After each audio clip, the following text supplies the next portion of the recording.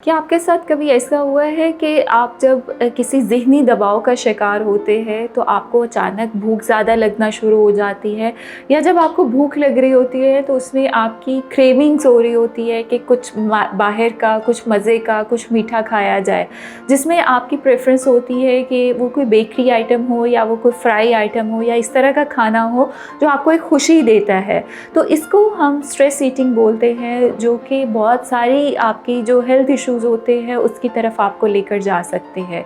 तो अगर आपके साथ ऐसा होता है कि आप परेशानी की हालत में या आप ज़हनी दबाव की हालत में ज़्यादा खाना शुरू कर देते हैं तो इसको सीरियस लें और ये वीडियो ज़रूर देखिएगा, ताकि मैं इसमें आप लोगों के साथ कुछ ऐसी टिप्स शेयर करूँगी कि आप अपने इस स्ट्रेस ईटिंग को आसानी से अब घर पर बैठे हुए ही मैनेज कर सकते हैं। मरहम के चैनल को सब्सक्राइब करें ताकि इस तरह की इंफॉर्मेटिव वीडियोस आपको मिलती रहे। Thank you so much.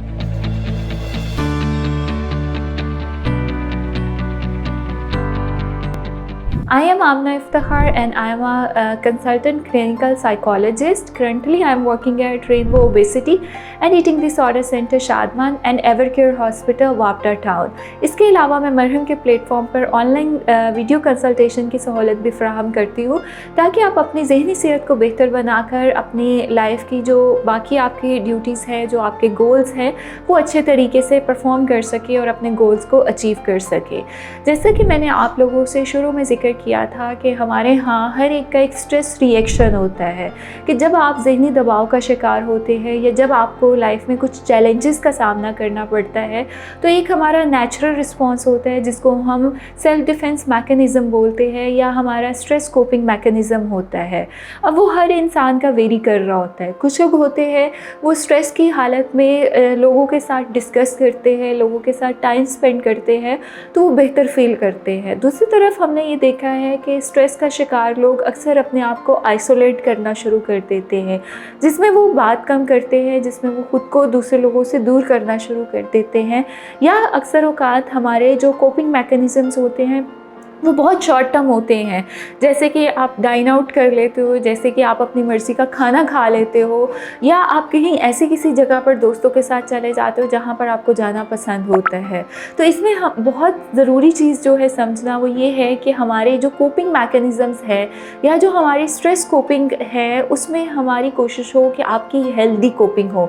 अगर आप शॉर्ट टर्म नेगेटिव कोपिंग अपनाते हैं तो उसके हम लॉन्ग टर्म में जो है वो बहुत सारे हमें नुकसानात का सामना करना पड़ता है। तो स्ट्रेस ईटिंग की अगर मैं बात करूं तो स्ट्रेस ईटिंग को सबसे पहले समझना बहुत ज़रूरी है। कोशिश करें कि जब भी आपको भूख लगे तो अपनी एक सेल्फ असेसमेंट कर लिया करें कि मुझे इस वक्त इमोशनल ईटिंग का हंगर का मैं शिकार हूँ या कि ये फ़िज़िकल हंगर है।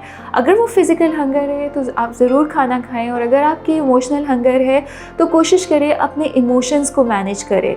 तो स्ट्रेस ईटिंग में जो पहली चीज़ होती है कि आपको अचानक बैठे हुए भूख लगती है।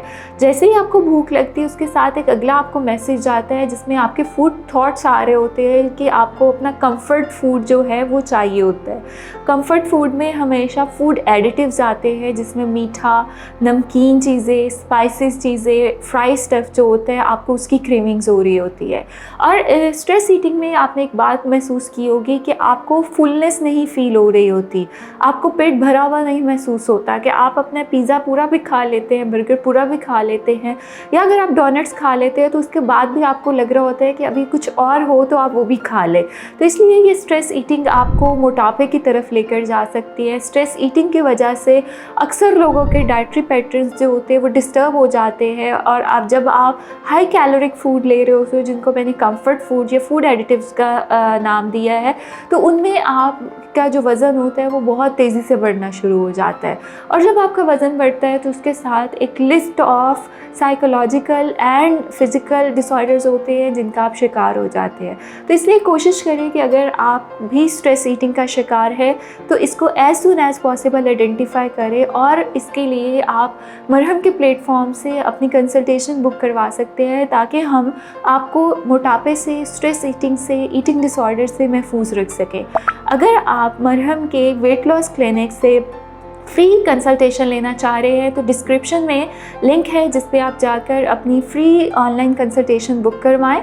आपकी कंसल्टेंट से जो है वो असेसमेंट होगी और इसके बाद आपको गाइड किया जाएगा कि वो कौन से ऐसे ट्रीटमेंट ऑप्शंस हैं जिनको अपनाकर आप स्ट्रेस ईटिंग से महफूज रह सकते हैं और आप अपने मोटापे को कम कर सकते हैं।